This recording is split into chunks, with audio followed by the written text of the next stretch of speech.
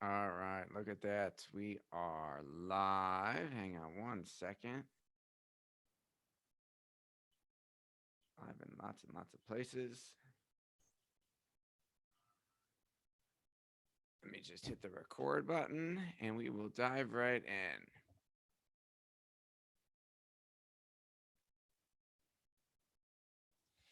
Welcome to this very special edition of the Sharkpreneur podcast occurring live. This is your co host, Seth Greene. Now, I have the awesome good fortune to be interviewing Brian Ridgway, who is only one of, I think, less than 10 people who have been on Sharkpreneur twice. And the only person who we've done a live streaming interview with, so you can make comments and ask questions. So, for those of you who don't know, Brian is the best-selling author of Break Your Self-Help Addiction. He is a spiritual transformational expert. He is known as the Spell Breaker. I'm having him back on the show because I have experienced my own transformations through Brian's work. Now, whatever you've done in the past, whether you spent hundreds, thousands, tens of thousands, hundreds of thousands of dollars on personal development workshops, tapes, courses, seminars, spiritual classes, yoga, twisting yourself into knots, whatever you name it, you have not experienced anything like what Brian is. Notice I said what Brian is, not what Brian does. Because I don't think this is something you do. I think this is someone you are, and that just happens. So he's got shoeboxes and shoeboxes filled with amazing case studies and testimonials of people having their lives transformed, whether it was a scarcity consciousness and money consciousness that was broken and abundance was found, whether it was a health issue that got resolved. Again, we're not making any health and income claims on this podcast episode. Whether it was a relationship that was transformed, a magical miracle of all kinds. If you don't have the book, I highly recommend it. And you're in for a real treat today. I'm super excited. Brian, thank you so much for joining us. Man, I'm excited to be on with you again, Seth. All right. So, for those of you who don't know Brian's story, we're going to go back in time a little bit. But before we do that, I want to just knock something out right up front. With I mean, if you go on, if you look at The Secret or Manifestation or anything on Amazon, there are thousands, if not tens of thousands of books and programs. Why is what you are so different? Well, at first, man, I just got to say, you're the first person other than me that has ever said what you said. Like you got it. I'm not doing. I'm doing what I'm being, and so that's my life. This is what I'm here to do. I'm so grateful that I discovered. Oh wait, this thing that I'm always doing. Wait, that's what I am. I would just do that. Let that be my quote business. So I don't really have a business and a life anymore. It's just one thing. So I just wanted to acknowledge that. And so that's actually probably a big part of what's different. And what I see as different, reel me in. I know we don't have forever, but I'm going to give a bit of context to this. I come to this question you just asked me, having been asked it a few hundred times, having thought about it a couple thousand times, and over just the last 9 years since I started doing this as a quote business, as making that my main thing, I've just looked at this from every angle. So here's why my answer might matter and why the question is so relevant. Over the course of about 40 years, I spent over 300 grand on my own self-help journey. I had a super abusive childhood, and story coming later maybe. That pain drove me to not see self-help and personal development and then spiritual consciousness as a luxury or as an interest. It was life or death for me. Many years I was on and off suicidal as nothing was working. And when I had my, most would call it a breakthrough, it was an opening more than anything else. I saw that what has been missing in every bit of the self-help work that I ever discovered, I'm not putting any other approaches down. I'm just saying everything I've ever looked at in 40 years of looking pretty fanatically, what comes through me and what comes through the work that I do, I call it the level 5 work, is a complete paradigm shift, not a new way of thinking, not a new layer, not a technique, not an energy tool, not a manifestation focus, but actually shifting from the paradigm that has been running the entire planet, military, industrial, government, religious, spiritual, financial, educational, medical, all of the systems are based on a 400-year-old paradigm, the Newtonian paradigm, which is utterly false. Thousands and thousands of people, starting with Tesla and Einstein, some of these people discovered, no, that the whole paradigm's false. There's no physical universe. This is a universe of energy. There's nothing physical. So all of our approaches based on physicality are doomed to fail, and they're impossible, and we're all living it. I actually help people to step into living the paradigm that's actually accurate, which is that everything is energy. It's not just a philosophy or some weird woo-woo stuff. It's literally the most practical thing that we can do. And that's the only thing that I do. And that's why these constantly miraculous things are happening for the people that I work with. Okay. Awesome answer. I'm going to say something, and I hope you take it the right way. So there was many of our viewers have seen the movie from, Will Smith and Tommy Lee Jones' Men in Black. Yeah. Where aliens live among us. And I have always been convinced that you are not of this planet. You may be on it, but you have a different way of being than anyone else I've ever met. So let's go back in time a little bit to where it all began. And I have tossed out the idea every once in a while that perhaps the name of the book should change, and it shouldn't be Break Your Self-Help Addiction. It should be like From Homeless in Hawaii to Profitable in Paradise or something like that. So let's talk about just a brief version of the time that you were literally, as you mentioned, almost suicidal, about to be homeless with your family, and everything changed. Yeah, and I wasn't almost suicidal. Like, if I didn't have kids, I would have joyfully traded in my suffering on this earth for whatever followed. I didn't care. It could, from where I sat, it could not have gotten worse. And so to do that, you said brief. Yeah. I know. Yeah, I'll do my best. So bottom line, squishing it all down here, I was born into a super abusive situation. I was in it for 17 years. There was no hope. There really was no love. There was no kindness or gentleness in that home. Everybody was pissed all the time. And that's what I came into. My dad was really big, powerful, angry Irishman. And my mom had 2 kids from before. So I was his kid. I got all of it. So I was basically physically, mentally, emotionally beaten for 17 years. And I came out of that with the self-esteem that he had told me what I was and shown me what I was. And I learned that I was powerless and life was tough. And love wasn't reliable, like so many do to different extents.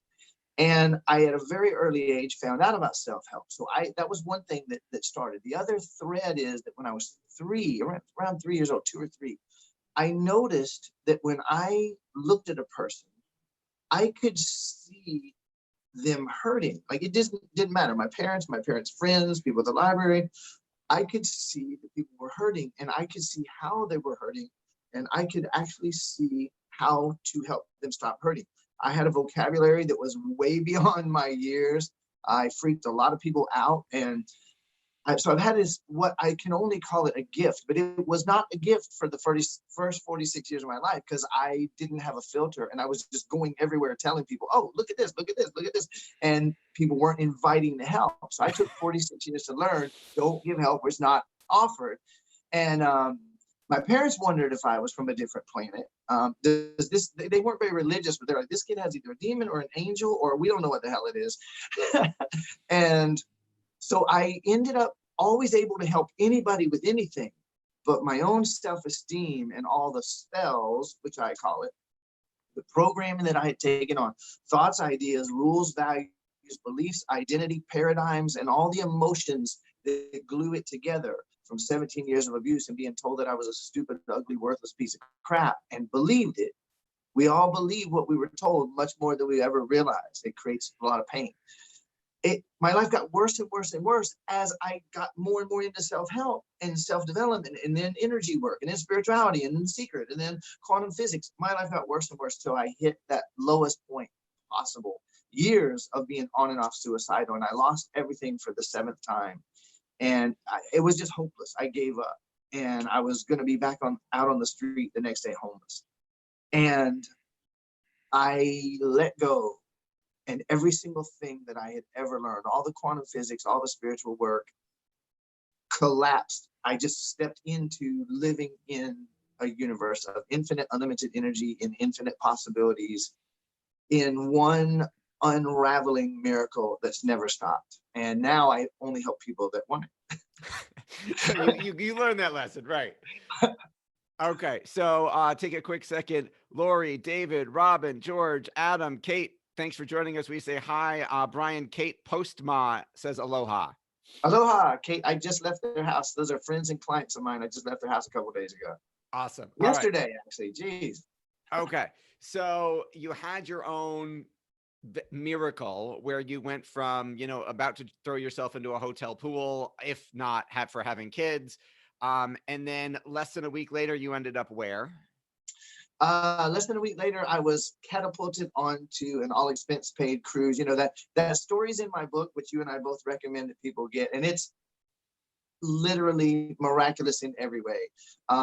So in that moment of surrender, a couple doors opened, and well, no, actually all the doors opened, and I was instantly catapulted into taking over a company, literally within minutes.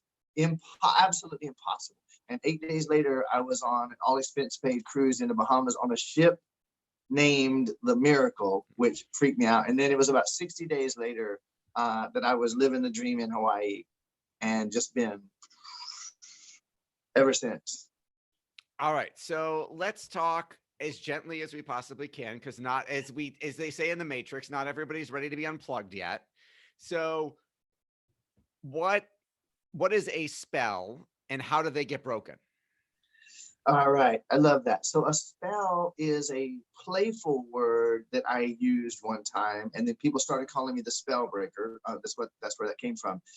A spell, as I see it, if you take one of the old fairy tales, okay, so here's this kid or this person who, Beauty and the Beast is a great example. The Beast was a prince who was a really bad guy, and so a witch saw how vicious he was, and she cursed him. And all right, so a spell in those ways is something someone else puts on you intentionally as a hex. That may or may not exist. I couldn't care less. But the spells I'm talking about are a little infinite, unlimited being of energy who's born into a home with two parents who have more programming than they have anything else. No matter how much love, no matter how pure their intent, no matter how much they want to be a great, great parents, they are programmed to sleepwalk under a false paradigm, and everything else follows it. Then they learn that they weren't going to be loved. They have all kind of trauma and all kind of stuff wrapped around what they think and believe that they know. So let's don't worry about theirs for a minute. They teach that child things like love isn't unconditional. Spell number one, kill me now. Okay. And then that branches off into everything that you believe about your identity, everything you believe that you can and cannot do, everything that you believe, if I ask for what I want, I know what's going to happen. No, you only know what's going to happen to you thinking and believing what you know.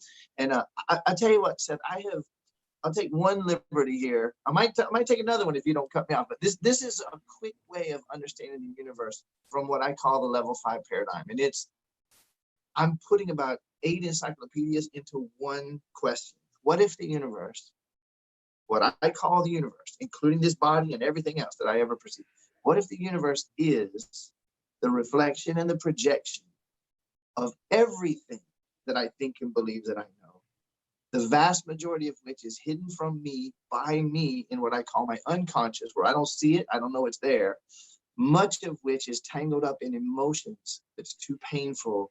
And I will do anything to not feel it, to not own it, including pretending it's not there, and even using all my energy to repress that emotion. So some of this is known even in psychological circles, but what I just said literally explains everything. So to sum all that up, a spell is any one or any group of the things you think and believe that you know about yourself, the universe, and how you fit in it, which is tangled up with emotion that you don't want to feel, and it dictates all of our behaviors, all of our limitations, and all of our pain without exception. Amen. So I'll give an example in layperson's terms of two. I don't know if I'll do both. I'll probably do one spell that I was under for 30 years that recently broke. A lot of you watching may not know I was bullied from probably significantly from the ages of like 9 till 13. And my parents switched my schools multiple times to get away from that, but I kept bringing myself with myself. And I'll take responsibility for that until we finally both moved out of the neighborhood we were in, and I shifted a little bit.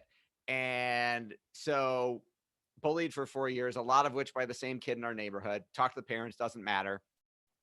And carried that with me for the last 30 years and have been doing some work on releasing that, to the point where I had done a podcast with a guy who specializes in having tough conversations. Had found that bully on Facebook, sent him a message with the recording of that show, which talked about that. He didn't respond, but that was okay. And then we had I manifested an client become an ex-client who is trying to rip us off. As in, you did all the work, thanks, I'm now charging back and taking all my money back, and you will have worked for free. Turns out he's done this for every other ad agency he's worked with. He hires them for 3 months, charges back, and they just walk away and say, oh, it's a cost of doing business, it's a loss. And that happened to us. And I said, I am not walking away. I'm fighting back for that 12-year-old, and presented 275 pages of evidence that we had delivered what we are hired for. And we will, I've been assured by our attorneys that we will win that one.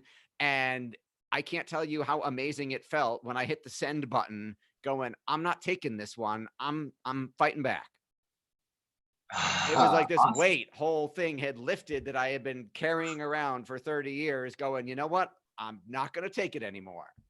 Yeah. Beautiful. And when that lifts, it's gone. And when it's gone, infinite possibilities rush back in. So some people may not be ready for this. And I totally dig what you're saying. When we know what happens, we have about 8 million, each one of us has about 8 million, that's just a wild guess, of I know what happens when I know what happens when I know what happens. And the vast majority of them are completely unconscious. We don't know we're carrying them around. We don't know we think we know this crap. We're so incredibly powerful, though, that whether we want to admit it or not, when we know what happens when that's what we get again and again and again until we don't know. So spell breaking in a simple definition is to undo what you knew completely, which undoes all the emotion, all the thoughts, all the ideas. This is infinitely beyond belief work. It's infinitely beyond energy work.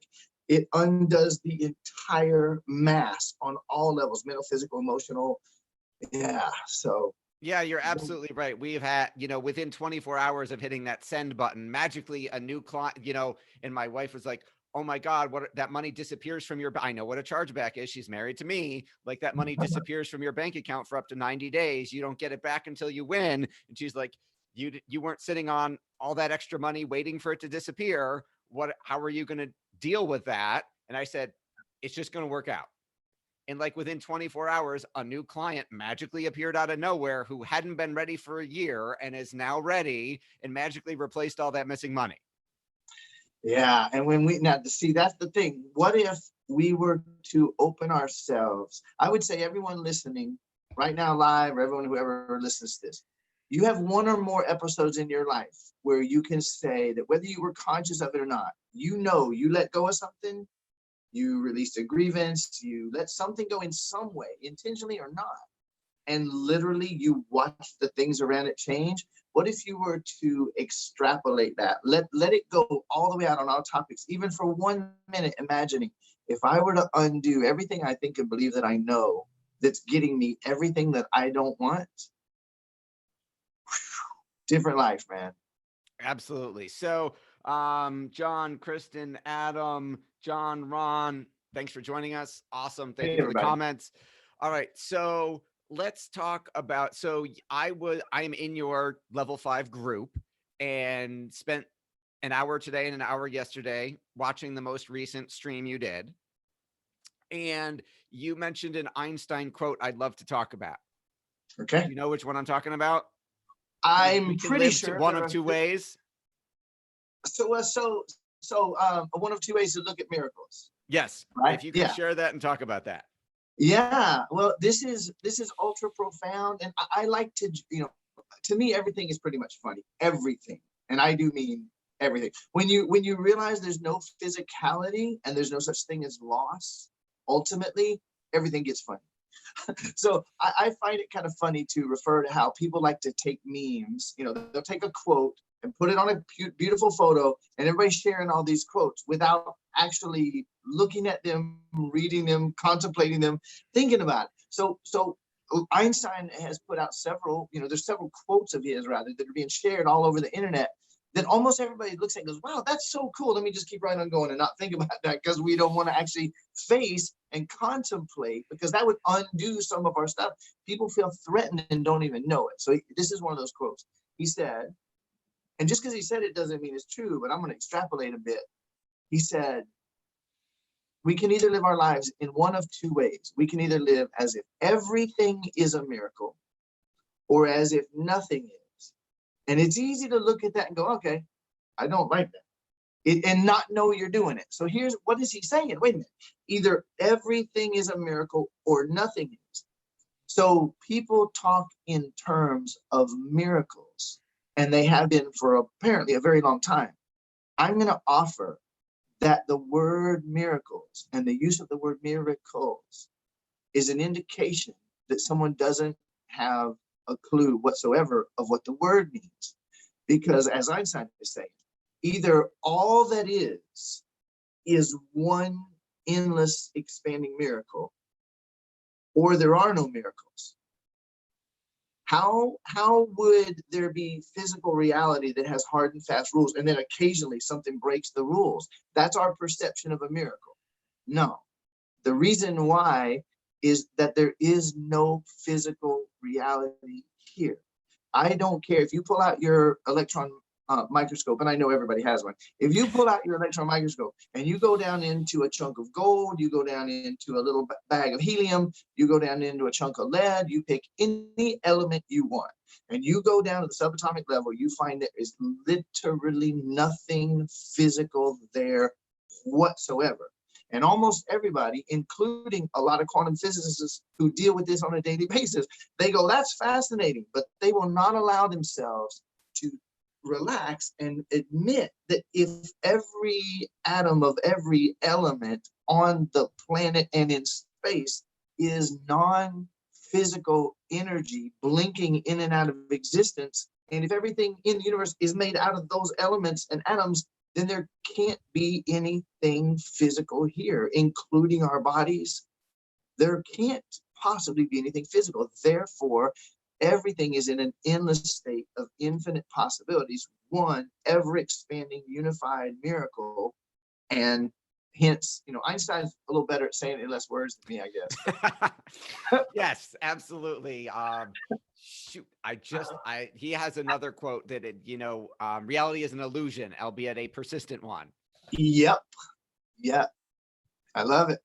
All right. So why does traditional self-help, law of attraction, manifestation, personal development, why are so many people so frustrated they've read the books, they've done the workshops, they've been to the seminars, they've chanted, I want the Ferrari, and it doesn't show up, and they get frustrated that their life still is exactly the same as when they started? Well, this is where a lot of people don't like my answer. I got to give a little caveat here in a way.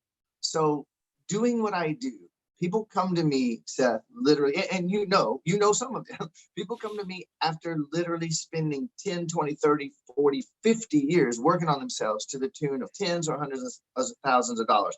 Like every day, this is my life. So I get to see a weird slice of life that people don't get to see. And they come to me after decades and big money and hours invested in change. And they tell me the same thing again and again and again. My deepest issues never got addressed by any of that stuff.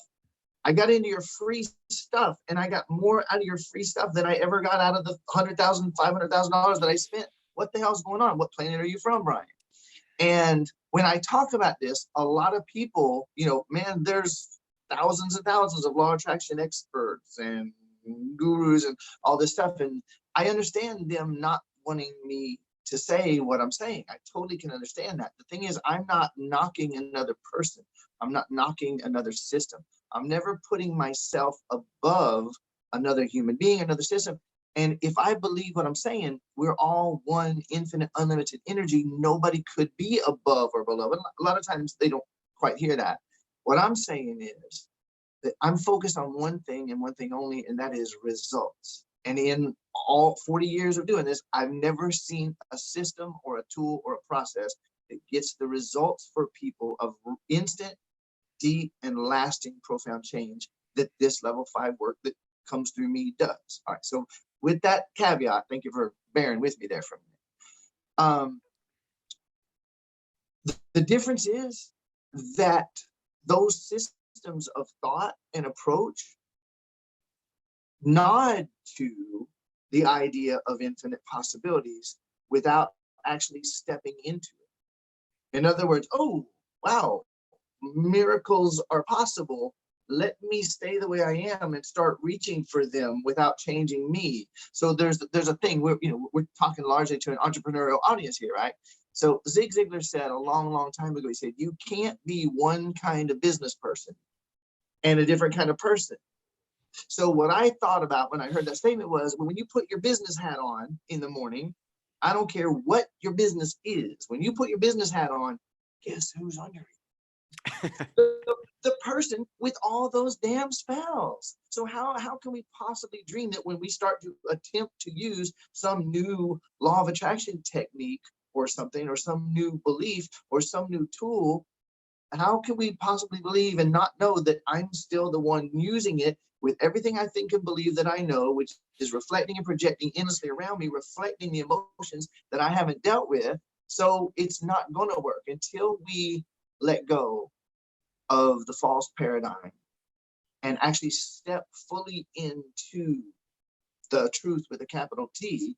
We're going to be fighting an uphill battle. Okay, so how, and some of these are questions coming from our audience. So how do we identify what those limiting beliefs or spells might be? The great news is that you don't actually have to. It's really great news. If we had to, we'd be screwed, because we'd be seeking to understand our problems with the thinking that's endlessly creating the problems. So let's do real quick another Einstein quote. The significant problems we face cannot be solved with the same thinking we were at, the level of thinking we were at when we created them. So that last few words, when we created them, is his zinger, right? Every time I hear that statement, I see a whip going real slow motion, and at the end, there's this snap. The significant problems we face cannot be solved with the same level of thinking we were at when, oops, we created them, oops, right? So it's the thinking that does it. You won't be able to figure out your problems because you don't have any problems. Instead, what I focus people on is what I call the core constraint. And see how fast I can do this. I consider the theory of constraints to be probably the most powerful concept in the world of business, if there is such a thing as business, and it applies to any field under any circumstances. If you have a system that's somewhat working at all, rather than spending more time on practices and policies and procedures and rehearsal, and if you will find your biggest bottleneck, there's no point finding the second or third biggest. Find your biggest bottleneck, your biggest constraint, identify it, undo it. Suddenly all your throughput goes through the roof to the extent that that bottleneck was hindering you. Then you do it again, right? So rather than looking at your problems and trying to undo them, which is kind of like running out into a landmine field. Instead of that, look at what is the core constraint. The core constraint for every human being on this planet, basically 99.99999% of the people on this planet, is that you believe that you're a chunk of meat in a giant machine with forces outside of you that can hurt you and harm you. And you have endless evidence above it because you're so powerful that once you took that on and you believed it, like everyone else around you, that Newtonian paradigm, you can look up Newtonian clockwork universe, and there's the summary. You're a little chunk of meat, separate from everything else, all these powers outside of you, and you're screwed. Life's a bitch, and then you die, right? But that's not actually true. So if you shift over to what we have now seen beyond the shadow of a doubt is undeniably true. It's basically being accepted by almost all branches of science in science in slow motion. This is a universe of energy where there's nothing physical and everything can change when you change. So be the change you wish to see in the world in motion. Focus on that constraint, not the other stuff. Awesome book, by the way. Okay, so hi Scott, hi Dewey, hi Amanda, hi Joel, hi Honey. All right, so how do you talk about being the change, and it's a universe of energy? What if we feel? How do we release the dam in the river of energy so that we're going with the flow as opposed to against it? How do we stop resistance? Beautiful. Okay, the great news is that you can't. What you can do, and here's the thing. So this is kind of like, imagine if you had Velcro on your hand and there was Velcro and you were trying to throw the Velcro off of your hand with a hand that's covered with Velcro. You can't. Great news, you can't. What you can do is actually become fully present. And this is something Eckhart Tolle is a great teacher of presence. You become present, fully present, and your perception of those things actually ceases and your resistance dissolves. And so to a great extent, what I do is while I'm helping people to wake up and actually solve, I call it dissolving the illusion of problems. That's my favorite quote in all the work that I do.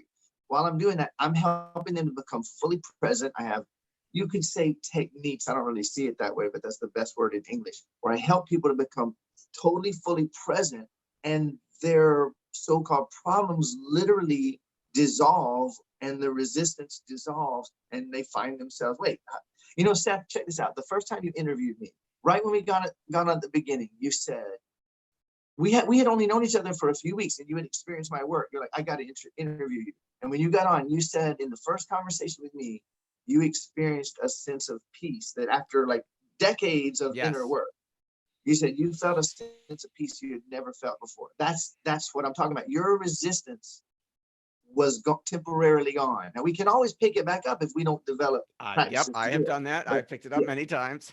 Yep, that was it. That's the answer right there. All right. Hi, Brian. Hi. Hey, our Adam, our cousin from my wife's cousin from Spain is on. Aloha, Adam. All right. So he says, be the change and claps. Amen. Melissa is here. All right. So let's, you know what? We're over time. We're going to go for a few more minutes. I hope that's okay. So Adam and his brother, Josh, and their sister, Lila, are carrying on their late father, Dr. Harvey Biggleson's work. Adam, you're going to have to correct me if I do a good job of describing it. So they read living blood. So not it's stained, it's used iodine, they read living blood and can see things in living blood like psychological issues, like health issues, and then proactively treat, prescribe, I shouldn't be using medical terms, but help you with either get preventing stuff from happening or getting rid of stuff. And they're seeing some of what you're saying literally under a microscope.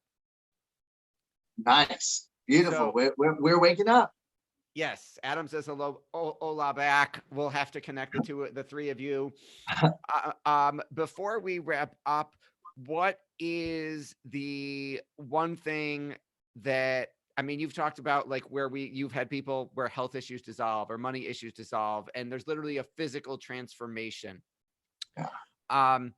To people who don't believe that's possible, other than putting a stack of testimonials in front of them, what do you say? Because they may say that's great for those people, but it won't work for me. I'm different. I say you're absolutely right. And you will be right as long as you know that. And what I joked that another title for my book should have been, Seth, it should have been The Power of Not Knowing Anything. Because what I'm helping people to do is not know. So I wasn't being smart ass. I wasn't being flippant. I'm saying, if you know that these miracles can't happen, and if you know that that's not possible, if you know that that's not how life works, then you're absolutely right. And you're going to be right. Count on it. So what I offer is curiosity. Everybody knows that if you walk up against a wall and you try to walk through it, you're going to bang your nose if you're face first, right? but there's nothing physical there. So everything you could imagine being so-called miraculous is possible, but it's what we know that prevents it on every topic all the time. And I could literally give you lists. It's so ridiculous we have to say this. No health claims, no medical claims. No, it's ridiculous to have to say that. The fact of the matter is, I don't make any claims, because only thing I claim is that you are an infinite, unlimited being of energy in a state of infinite possibilities, and there is no limit to what's available. I've sat with someone for an hour working with one person, another person sitting with me, and their 30 years of scoliosis, which cannot be treated or healed or remedied in any way, shape, or form, straightened out. And we all saw it. And the lady messaged me the next day. She's a close friend and client now, actually comes and stays with me for a few days every year. Erica over in the Netherlands. I've sat with someone that had tumors in their body, refused to get diagnosed, but they knew they had the C word. And I didn't know. I worked with them on a couple issues. They called me the next morning, dude, the tumors are completely gone. This happens constantly with me. And I'm not focused on medical issues. So infinite possibilities. If you're not open to infinite possibilities, my work is probably not for you. And you might want to come back around in a year. You might have to suffer a little bit more. I did. Yes, we were very persistent. All right. We greatly appreciate your time. We know it's incredibly valuable. Thanks to everybody for the awesome questions. Kate says, read the book and decide whether it can work. Adam says, go, Brian, go. Lee Miltier, thanks so much for joining us. Awesome. Brian, for our listeners and viewers who want to learn more, where is the best place for them to go to get a copy of the book? Because that would be the right starting point. Yeah, if you want the physical book, or if you really like Kindle, definitely go to Amazon, Break Your Self-Help Addiction. And if you want the book free in a PDF version that has functional links, so let me drop one last thing in here. breakyourselfhelpaddiction.com, breakyourselfhelpaddiction.com, no spaces or anything. Several videos come with the book. So with the Kindle or the PDF on my website, which is 100% free, you actually, at the end of each chapter, there's a link. Just click the link and it'll take you to a website where there's several videos. You'll witness me doing spell breaks. And if you go along with a spell break with full attention, as if I were working with you, you'll see what happens. Yes, Kate says, during a webinar, Brian's work helped me to release over 20 years of chronic back pain from a previously shattered pelvis. Again, we're not making any health claims. That's Kate. And Dewey, of course, is open to infinite possibilities. All right. breakyourselfhelpaddiction.com. Brian Ridgway, thank you so much for joining us. Thanks, everybody, for being with us. Thanks. Enjoyed it. Thank you, everybody. Aloha.